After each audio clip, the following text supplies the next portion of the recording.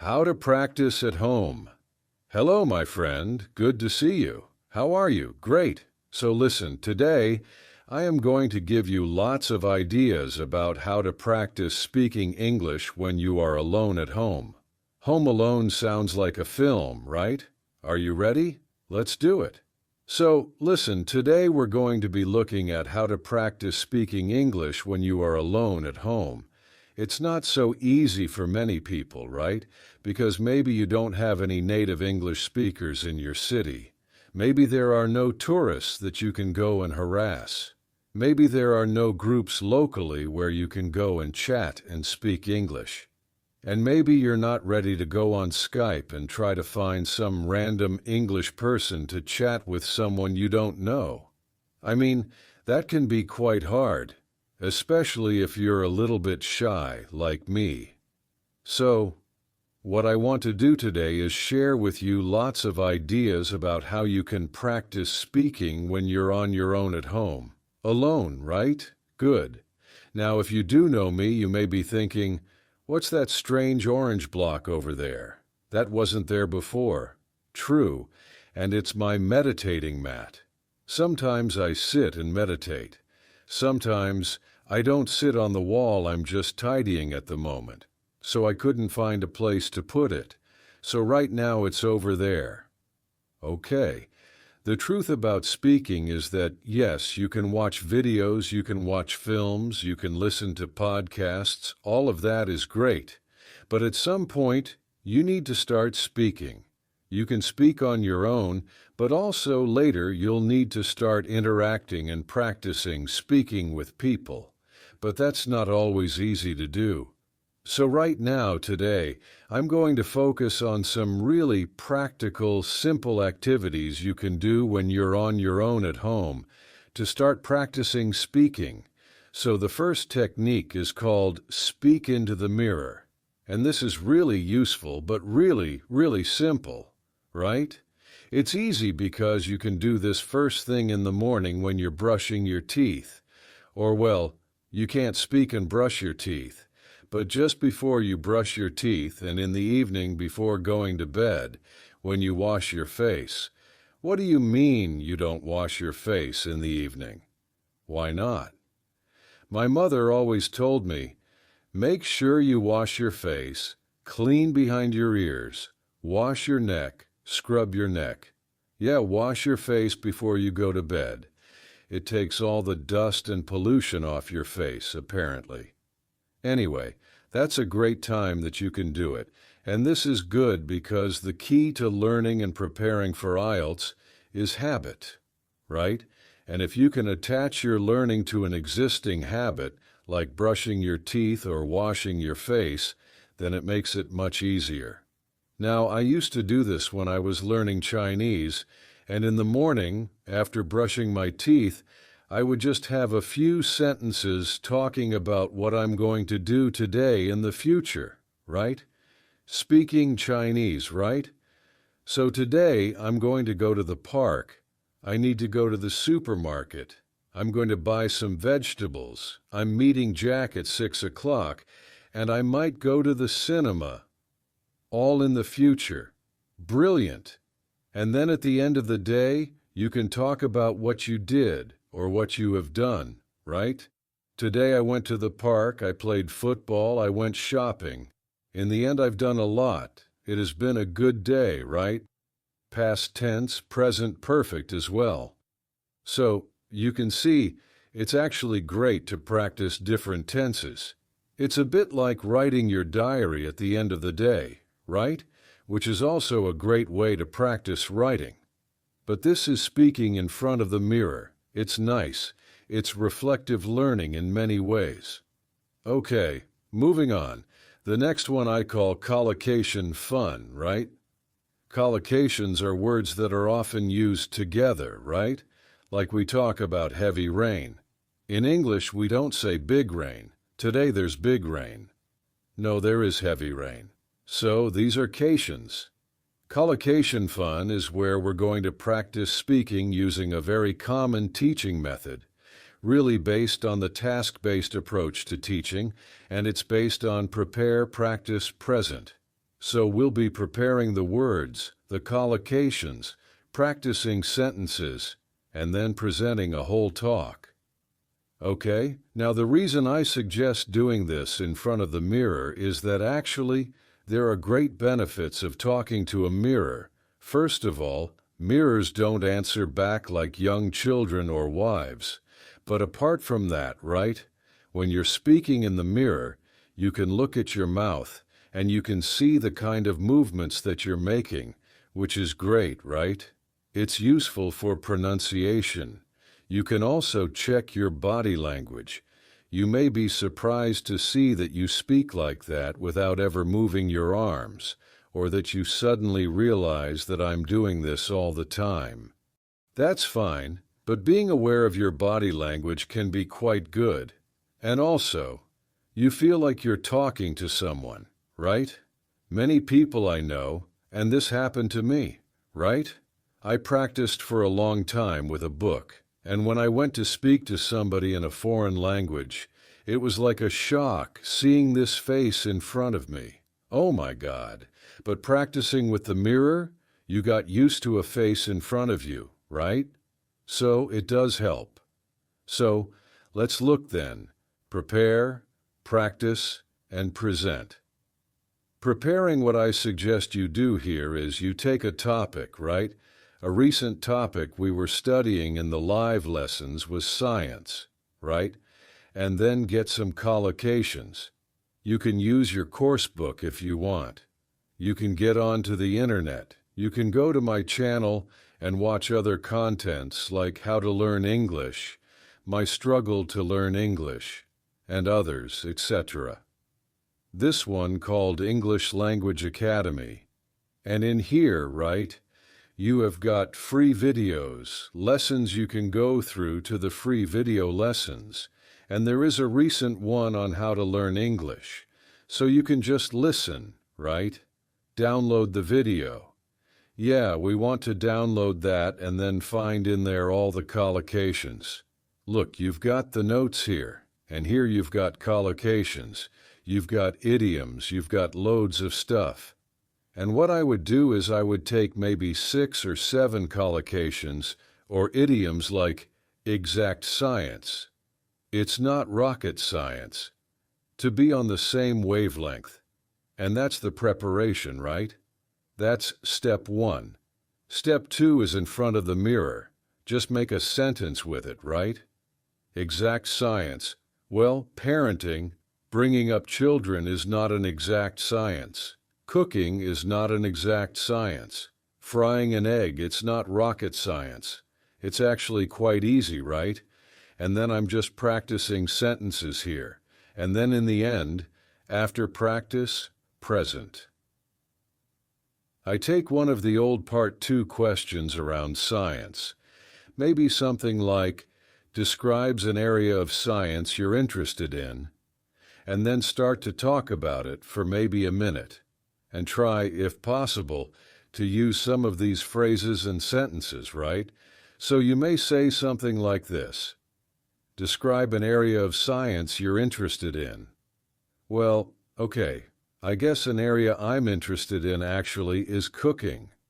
And I know it's not an exact science, but I guess it's a branch of science, a branch of food science maybe, right? And I am interested in the science behind cooking. I think it's very interesting. I know with cooking, when you heat things up, they change. And when you mix different things like sugar and vinegar, you get different levels of acidity, and chemical reactions happen. So, I think it's really interesting, right? I think chefs and scientists are really on the same wavelength because they're trying to experiment, discover new things, whether it's cooking or new dishes, things like that. I know cooking isn't rocket science, but I am interested in how it works, and so yes, although it's not a hard science, I think it's an interesting area of science for me. So, you can see what I'm doing really here is not giving a perfect part to answer. I'm just trying to activate and practice some of these expressions that I've been learning. And that's it, really. So that's it. It's great because that preparing the collocations, practicing the sentences, and then presenting a talk is a really tried and tested method. Do in front of the mirror. It's great. You get everything. You get the contact with somebody, but you can see yourself. You can monitor yourself. It's really, really effective cation fun. Great. I want to go and do it. It sounds like so much fun. I'm going to do it again right now. I'll be back in a moment. And next up is practice with short audios. Now, I am a big fan of extensive listening, right? Listening to podcasts and films. That's great. But when it comes to speaking, I think short audios are much better. They are bite-sized chunks. They're easy to use. And your concentration is shorter for shorter periods of time. You can work with, for example, recorded P-sample answers. There are many websites that have those. Not written. It must be recorded, right? You want to listen and then speak. There's a tool that I've talked about in the past to many of the students here. It's called Ling, and I like it because it's full of short audios that you can use to help start speaking, and it's free. I mean, there is a paid version, but you can get lots of stuff for free, which is great. Here, so let me show you first of all how that might work. So, this is Ling. Okay, I'm not going to explain how it works. You can find that out once you sign up for free. But basically, there's a library. You choose your level here. So let's say I'm going to go Intermediate, and you can choose down here different audios to listen to. I've got one of my previous lessons here about sport that I will open up. And let me just show you briefly how it works. We'll just focus on the bit on the left. Okay. Let's try. Hello, Steph. Hello, Steve. Nice to see you again. Nice to see you again. So, what I want you to focus on first is, as you listen to the sentence, pick out the stressed words. Nice to see you, nice see you. Like to chat a bit about your interest in sports. Chat interest sports. So, I'm just repeating the stressed words. Chat interest sports. Sure, you lived in Japan for quite a few years, I think. Lived Japan years, I think. Right? About 9 years. 9 years. Okay, so you can see I'm just doing the word stress. And also you can also pick out chunks or phrases that you like or that sound interesting.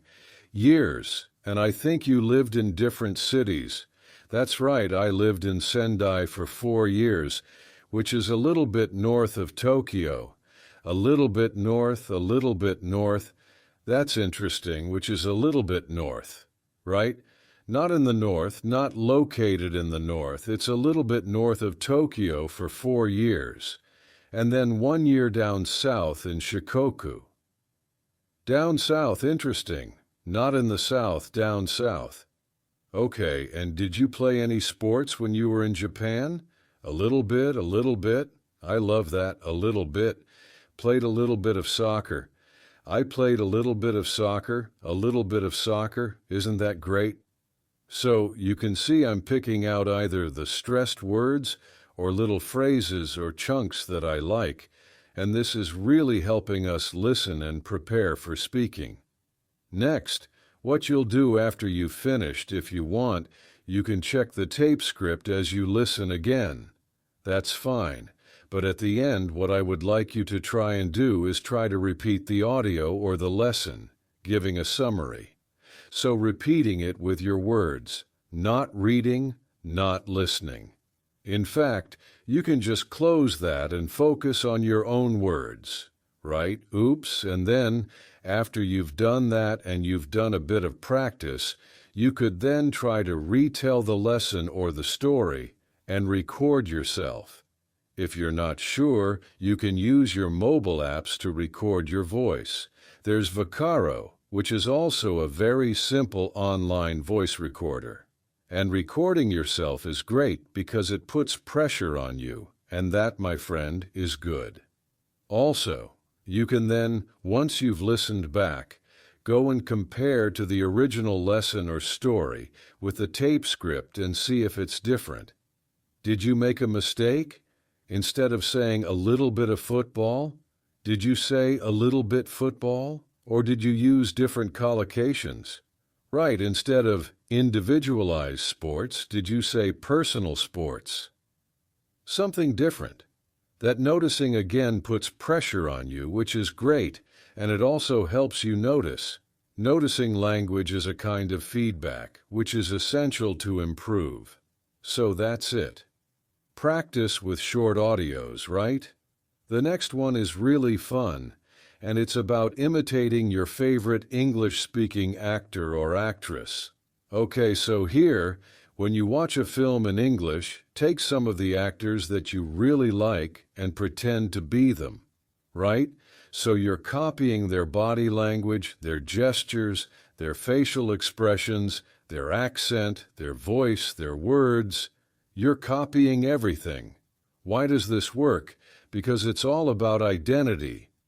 A key part of language learning is your identity as an English speaker. And as students, we often have a mask, or we can create a mask that we hide behind when we speak a foreign language. And this can be very, very helpful to reduce anxiety or stress, especially if you're shy and/or you don't want to. You're embarrassed of mistakes and of not speaking correctly.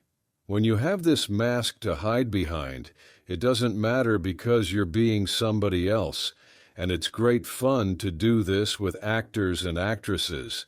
Is that actress? Actresses that you like. Let me show you a very, very simple example. There's a great actor called Rowan Atkinson. You may know him for Mr. Bean, but he plays a myriad of characters. And one of the recent ones is Johnny English. Right. Let's have a look at Johnny English. I'm not sure. Let me clear up the uncertainty for you. You haven't. Right, so it's that, taking the character, try and do the voice and the whole body, and you become that character. And you can do that when you're practicing speaking on your own, right? You probably don't want to do it when you're out and about at the shops or speaking to foreign people. Hello. They'll think you're Johnny English. They think you're mad. But when you're having fun at home, it can be a great way to practice. So that's it. Imitate your favorite English-speaking actor. The next one is to send audio messages. Right. Now, if you're using Facebook, WhatsApp, other social medias that have a chat facility, often we send text messages. You probably send them in your own language, but you could think about sending them in English, right? And go a step further. Send an audio message rather than a written message, because that will be practicing your English. Okay, you can do this if you have some friends who maybe speak English or family members. You can have a bit of fun with them, practicing sending messages to each other in English or any other language. Right, we do this. Sometimes it can be quite fun to do. And the great thing about sending audio messages is it's not like a live phone conversation where the pressure is there. You have time to prepare, to think about what you're going to say, to record it, and if you don't like it, delete it, record it again, but it doesn't have to be perfect, right? It's just about practice, not perfection, practice. So sending audio messages is a great way to do it. Next up, imitate the English foreigner. Now, I'm sure most people can imagine or know how English people speak your language, right? If you've got tourists or you've met people from other countries who speak your language, how do the English people speak your language? Right? Take that sound, that accent, and start to use it. So, for example, let's imagine I'm Spanish, right? And I'm thinking, so how do English people speak Spanish, right? They don't speak perfectly. They speak with an English accent, right? So the Spanish person would try and speak Spanish with the English accent, right? And then switch to English but keep that accent. Hello, how are you? I'm fine, thank you. Can you hear that? That the same pronunciation and accent is easy to switch, and suddenly my English sounds English. It sounds great, right? That's it. I'm doing an example with Spanish, but you could do it with any other language, right? Think how English people speak your language. Speak your language with that accent, and then switch to English, keeping that British accent or English accent or American accent. It really can be quite useful and fun to boot.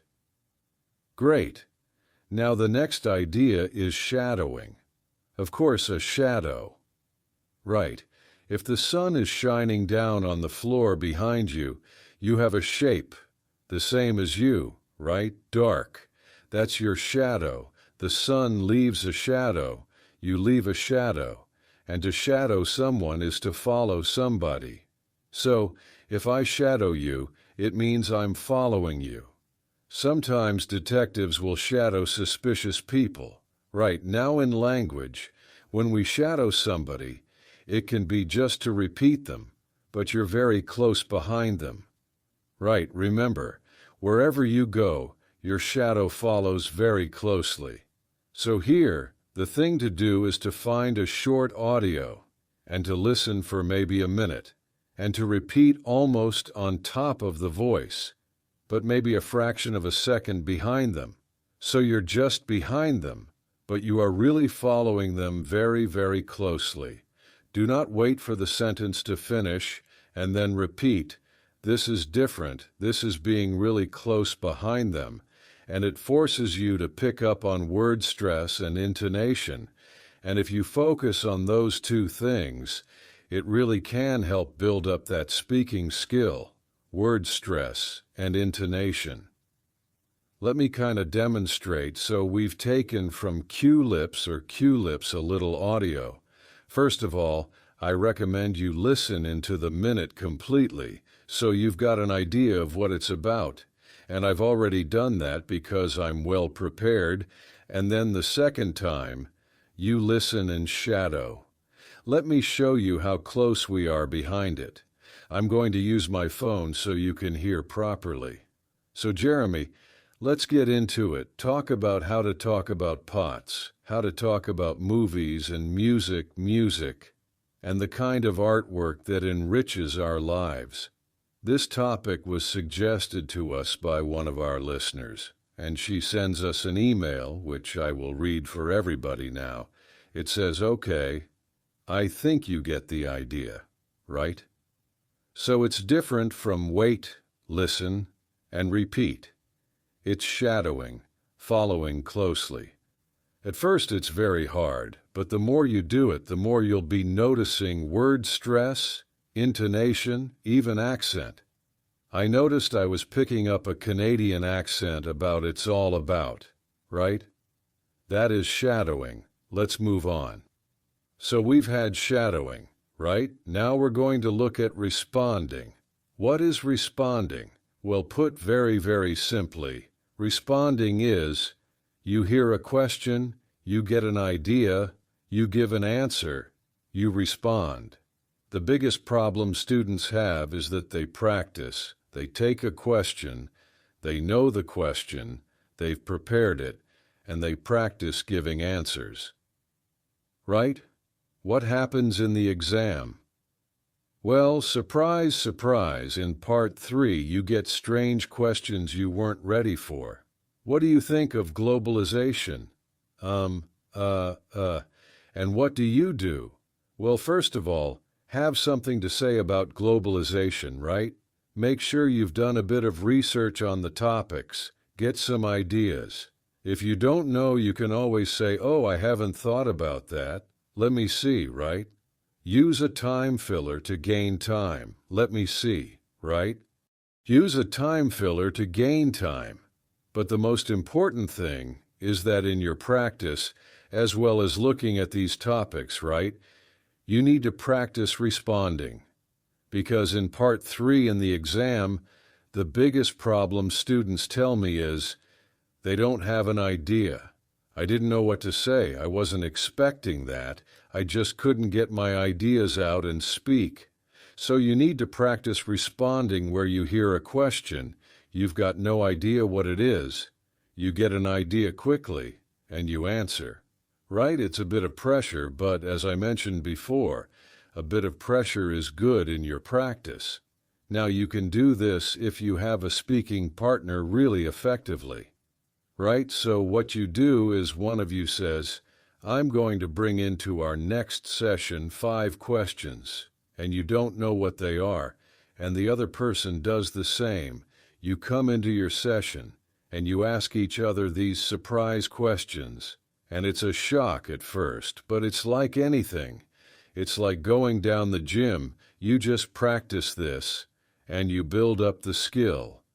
If you haven't got a speaking partner, you can do a bit of practice on my YouTube channel, right? If you know my YouTube channel, right, English Language Academy, hidden away in the playlists, go on the playlists. There's lots here that you've probably never seen, and at the very bottom, you'll see 2 episodes, which very useful for you.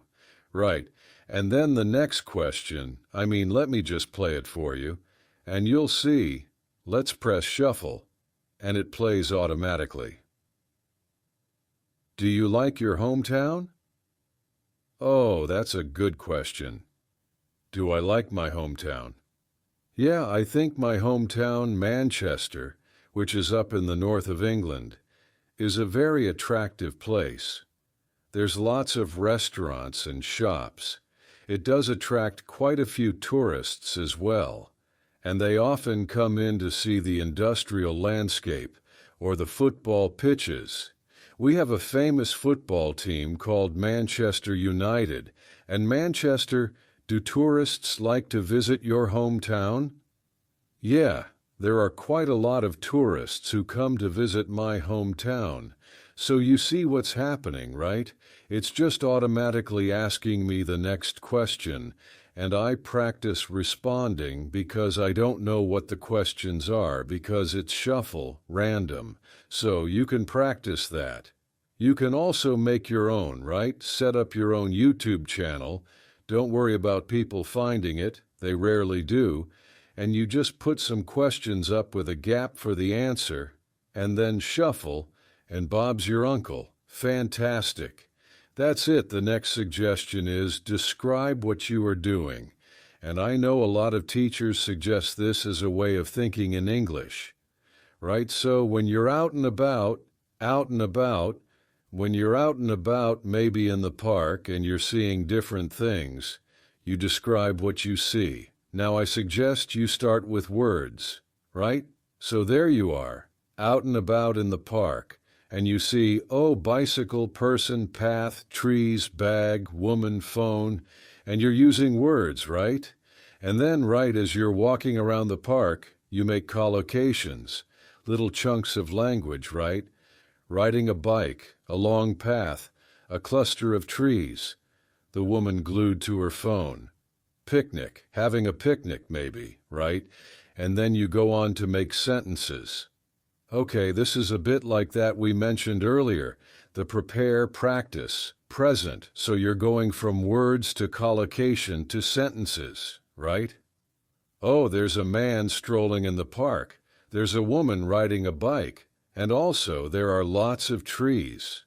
There's a woman glued to her phone, and she looks like she's about to have a picnic, and you go on and on and on, right? Great. You can do it in any context. You can do it at home or when you're out at the shops, wherever. Now you may think, and you may say, yeah, but Drew, you can't go around the streets talking to yourself. People think you're mad. Well, yes and no, right? Nowadays, put these on, right? Nowadays, people walk around and they're on the phone and like, hello, yeah, John, yeah, I'm in the park, actually. Yeah, it's lovely. There's a man strolling over there. There's a woman riding a bicycle. Yeah, I'm good. How are you? Right. That's perfectly normal to be talking to yourself in the streets, right? And if you're not comfortable with that, you can pretend that you're Johnny English, right? Pretend you're a spy.